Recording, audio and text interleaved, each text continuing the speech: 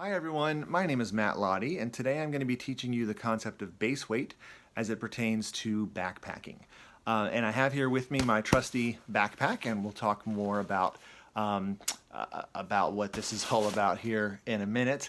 But I want to very briefly describe to you what the concept of base weight is. So if we were talking about my backpack, the base weight would be everything in here minus the things that I'm going to consume throughout the course of my multi-day backpacking trip. So for instance, my water, this is a liter of water, it weighs about 2¼ pounds. I'm generally going to carry about double this amount, but for demonstration purposes, I have a liter of water here. And then I've got some various food items here.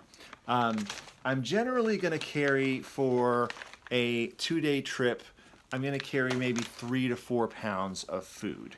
So usually my water and my food combined is in the neighborhood of 8 pounds. Now, is it going to stay 8 pounds throughout the course of the trip? No, it's not. As I consume the food, as I consume the water, the weight is going to go down. Of course, as I refill my water, the weight is going to go back up. But the weight that I have for my consumables at the beginning of the trip is going to be greater than it would be at the end. So the reason we have to talk about consumables is because that is sort of what's not included in your base weight. So in here, in this pack right now, I have all of the items that would be considered my base weight. I have my sleep system, which is my tent, my sleeping bag, my sleeping pad, maybe some extra clothes, various miscellaneous items that I might need along the way. All things that are going to remain a consistent weight throughout the course of the trip. For the sport of ultralight backpacking, which is a subsport of backpacking where you're trying to get your weight as low as possible, we're generally shooting for about 15 pounds in non-consumable weight. That's a tough standard to get to, and admittedly, I am not there yet. I'm more around 20 pounds. Because the lighter an item is, generally speaking, the more expensive it is. And I'll talk more about that during the podcast that we'll be doing later on in the semester. But in this case, my base weight of my backpack, we're going to pretend like it's 15 pounds.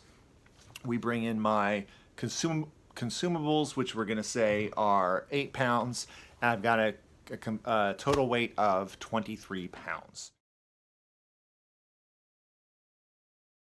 So that is base weight. The reason that it's important to backpacking is because it's how you gauge how much weight you're carrying. It doesn't so much matter the combined weight of your consumables and your non-consumables because it's not going to stay consistent.